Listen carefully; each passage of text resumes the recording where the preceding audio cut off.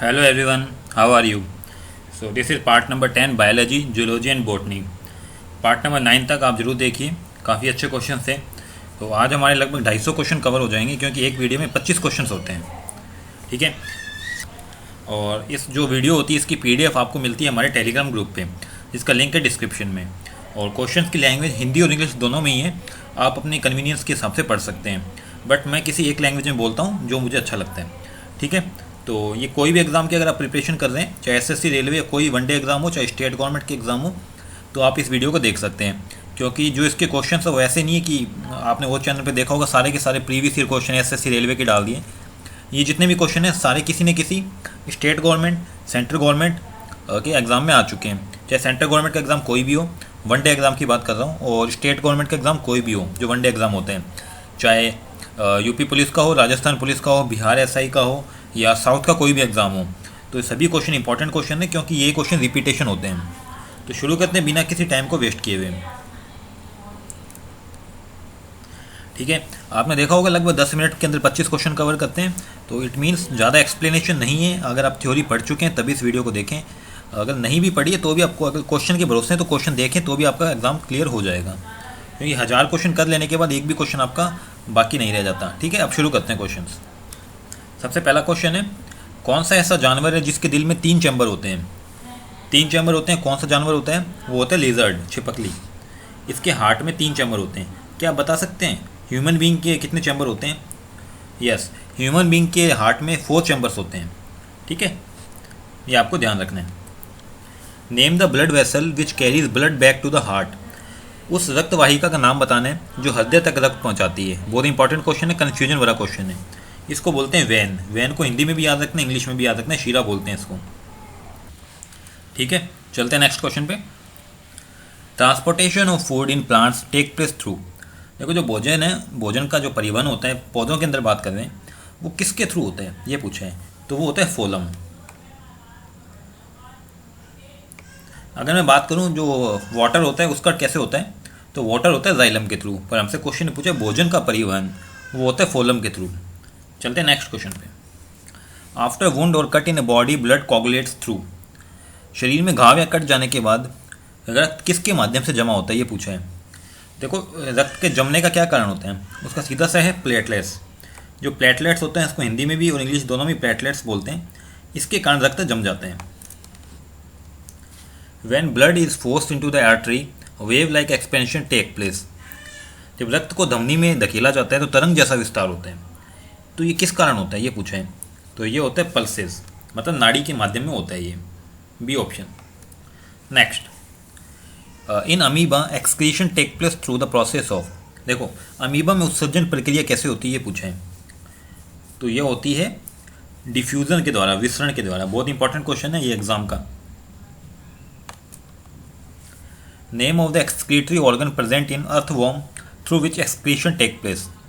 केंचुआ का आपको बताना है उत्सर्जन अंग कौन सा है। सिंपल सा क्वेश्चन है। केंचुए में देखो, जो त्वचा होती है और उसका नेफ्रिडिया होता है, वो दोनों ही काम करते हैं इसके उत्सर्जन अंग में, सी ऑप्शन। आप समझते हैं उत्सर्जन अंग क्या होता है, जिससे मल मूत्र वगैरह बाहर निकलते हैं, मतलब जो हमारे अपशिष्ट पदार्थ होते हैं, वेस्ट मटेरियल होते हैं, वो सब चीज़ें बाहर निकलती है। The major waste produce by human body are. मानव शरीर द्वारा उत्पादित प्रमुख अपशिष्ट है। क्या बता सकते हैं इसका आंसर? इसका आंसर है कार्बन डाइऑक्साइड और यूरिया। समझ गए आप? ऑक्सीजन तो हम लेते हैं, कार्बन डाइऑक्साइड छोड़ते हैं, तो वो भी निकलता है और यूरिया भी निकलता है। Which organ in the human body is responsible for removing carbon dioxide from the body. तो कार्बन डाइऑक्साइड को शरीर से बाहर कौन निकालते हैं? फेफड़े, ऑफकोर्स, बी ऑप्शन। ठीक है, सिंपल क्वेश्चन है। Each kidney is made up of large number of excretory unit is called. प्रत्येक किडनी है ना, जो किडनी होती है, वर्क बोलते हैं किडनी को, बड़ी संख्या में उत्सर्जक इकाइयों से बनी होती है। इसे कहते हैं, क्या कहते हैं इसको? इसको कहते हैं नेफ्रॉन, सी ऑप्शन। नेक्स्ट, ये अच्छा क्वेश्चन है। In which of the following are the largest amounts of nitrogen excreted from a mammalian body. स्तनधारी शरीर से उत्सर्जित नाइट्रोजन की सबसे बड़ी मात्रा निम्न में से किस में होती है? तो सबसे ज़्यादा नाइट्रोजन किस में होता है ये पूछे हैं, तो ये इसका राइट आंसर होगा मूत्र में, यूरिन बोलते हैं। ठीक है, C option. Next, the best long term solution for kidney failure is, देखो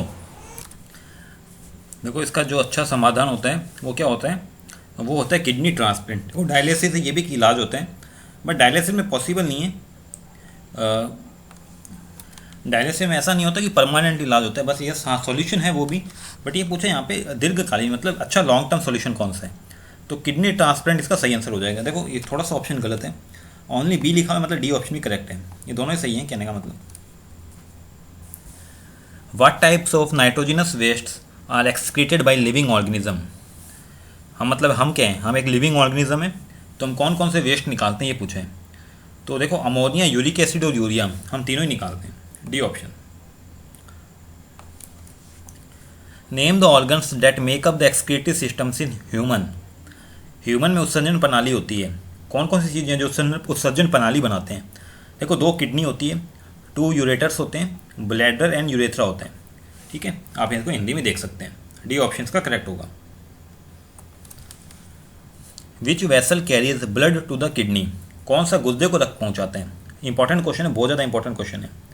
इसका राइट आंसर होगा ए ऑप्शन, रेनल आर्टरी, मतलब ओनली ए, वृक्क धमनी बोलते हैं इसको। An ancient book of 10,000 BC, okay 1000 BC deals with health, hygiene and longevity etc। देखो 1000 ईसा पूर्व की कोई पुस्तक है जिसका स्वास्थ्य, स्वच्छता व दीर्घायु आदि से संबंधित है, तो उस किताब का क्या नाम है, उसका नाम है Atharvaveda.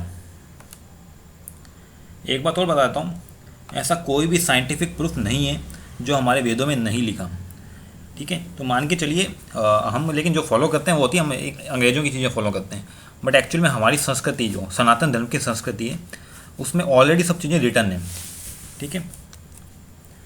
Name a conscious and scientific exposition of Ayurveda in verse form, it is distinguished by its knowledge of chemical reactions and laboratory process, ठीक है। तो क्या होगा इसका राइट आंसर, इसका राइट आंसर होगा वगाथा, वगाथा, बी ऑप्शन।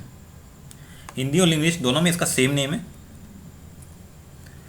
देखो अब उस एंशिएंट बुक का नाम बताना है, जो सर्जिकल ऑपरेशन होती है, जो लाइक ओपनिंग ऑफ ब्रेन, उसकी डिफ़िकल्ट सर्जरी जो बताता है उसके बारे में बताते हैं, मतलब जो ब्रेन होता है, हमारा मस्तिष्क होता है, उसको जो हम मस्तिष्क का जो इलाज करते हैं, ऑपरेशन करते हैं, उसके बारे में डिटेल है। तो उस ग्रंथ का नाम है चिवारा वस्तु। अब देख लो, आप अपन सोचते हैं जो पहले के लोग वो पढ़े हुए नहीं थे, तो मान के चलिए हमसे ज़्यादा पढ़े लिखे थे, क्योंकि उन्होंने ऑलरेडी पूरा का पूरा प्रूफ के तौर पे लिख चुके हैं वो किताबें, ऐसी कितने सालों पुरानी बातें, अभी तक वो किताबें मिल चुकी हैं। Which ancient book of 600 BC deals with paediatrics, ठीक है, जो बाल चिकित्सा होती है उसके बारे की बात कर रहे हैं, तो बच्चों की जो चिकित्सा है उसका है कश्यप संहिता, ए ऑप्शन। प्राचीन चिकित्सा की रस चिकित्सा प्रणाली पर एक ग्रंथ जो पारा, पारा मतलब क्या होता है, मरकरी, उसको सभी दवाओं का राजा मानते हैं, ठीक है, तो ये है वद्दुकुंटा। देखो हमें इसके ऊपर इन जो किताबें दी हुई है इसके ऊपर अभी भी जो गवर्नमेंट है उसको रिसर्च करने की ज़रूरत है, क्योंकि हो सकता है जो चीज़ लोग साइंटिफिक रिसर्च कर रहे हैं उसका सॉल्यूशन हमारे पास ऑलरेडी हो। तो मान के चलिए, क्योंकि जो हमारे जो पुराने लोग थे वो ऑलरेडी इन चीज़ को रिसर्च कर चुके हैं, तो अभी भी हम गलत डायरेक्शन में ये जो इंग्लिश दवाइयाँ होती है इसके ऊपर रिसर्च करते हैं, बट हमें आयुर्वेदा के ऊपर रिसर्च करनी चाहिए, क्योंकि ऑलरेडी काफ़ी चीज़ें लिख चुके हैं वो ऑलरेडी, ठीक है। अलेक्जेंड्रिया और रोम से दवा और सर्जरी पर एक ग्रंथ है, तो इस ग्रंथ का क्या नाम है, इस ग्रंथ का नाम है Celsus, A option.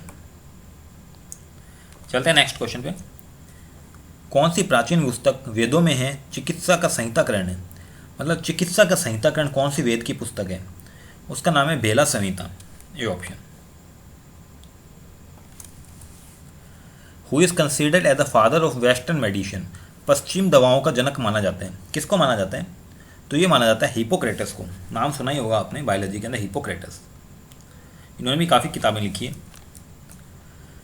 Name the first book on medicine in China, China में दवा पर पहली पुस्तक का क्या नाम है, उसका नाम है हुआंगडी नाइचिंग, ए ऑप्शन। देखो ये क्वेश्चन आपको लग रहे हैं एग्जाम में नहीं आते, बट ये एग्जाम में आ चुके हैं तभी मैंने इंक्लूड किए हैं। भारतीय चिकित्सा की एक शास्त्रीय प्रदर्शनी ये चिकित्सा की लगभग सभी शाखाओं से संबंधित है, तो ये आपको बताना है कौन सी ये बुक है, ठीक है। इसका आंसर होगा चरक संहिता। बहुत अच्छा क्वेश्चन है। ठीक है, तो ये 250 क्वेश्चन कंप्लीट हो गए हैं। इसकी पीडीएफ भी आपको जल्दी ही मिलेगी। ये पार्ट नंबर 10 था। तो देखो 10 पार्ट आए हैं। आप अब आपका काम बनता है कि आप हमें फीडबैक दीजिए। आपको जो मतलब हमें आप बता सकते हैं, आप सजेशन दे सकते हैं, एडवाइस दे सकते हैं कि हमें किस चीज़ में सुधार की जरूरत है। अगर आप चाहते हैं कोई और सब्जेक्ट ही जल्दी शुरू हो तो उसके लिए भी आप कमेंट कर सकते हैं।